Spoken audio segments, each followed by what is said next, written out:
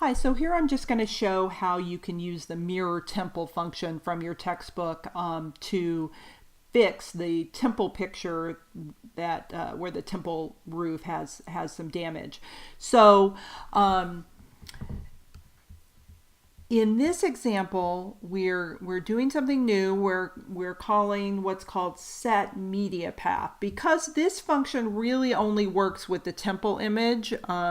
We're fixing the roof in a particular range. We have this specific mirror point, so it's not a generic function like our previous mirror functions. This really only works with the temple image. And notice it doesn't have a parameter. We're just going to call mirror temple.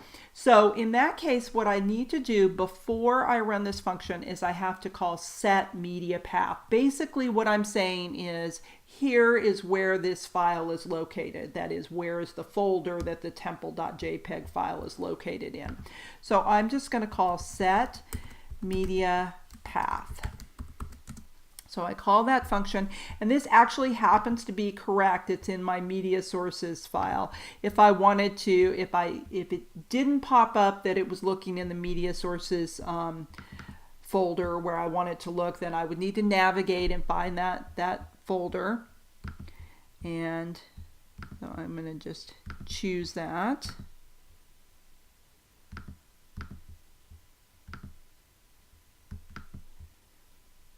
There. So you just want to select the name of the folder. Select choose, and then it returns that this is where the media sources folder is. So wherever it is on your machine, you'll get that path back.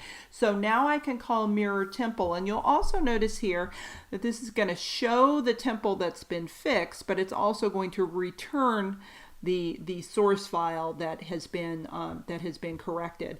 So I am going to save that repaired temple. So I'm going to say repaired temple, and I'm going to save it in mirror temple. So I'm calling this function. It's going to make a picture out of the temple file, so it knows that's the name of it. It's going to look for it. It's going to correct the pixels in the roof, and then return the repaired temple.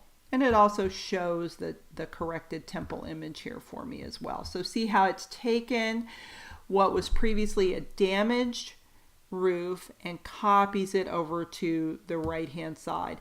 One thing that looks a little odd about this is that the shadows are coming from the left and the right, so it isn't a perfect fix, but it does correct the roof of the temple.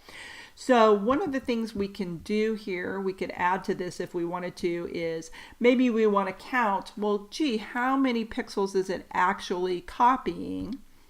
So I'm going to add to this a counter. I'm going to set it to 0. And then inside the while loop, every time I set the color of a pixel, I'm going to increment my counter, count plus 1. And then I'm also going to, before I return from my function, I'm going to print count so I can see how many pixels it actually copied, because it's not copying the whole image, it's just copying part of it. Now I need to load my program for these changes to come into effect. And now I'm going to call mirror temple again.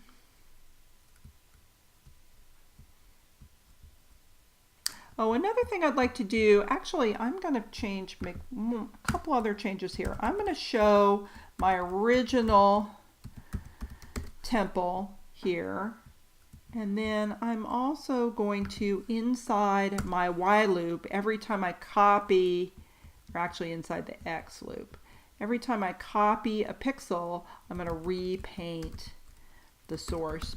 You got to be careful to line up your indentation when you do this. Repaint the source. And now I don't need to show it down below. I'm just modifying this a little bit. So I'm going to repaint the source, print the count so that I know exactly how many pixels I've copied, and I'm repainting it for every X coordinate, so every time we go across. So this is just so I can see what's happening. It happens pretty fast.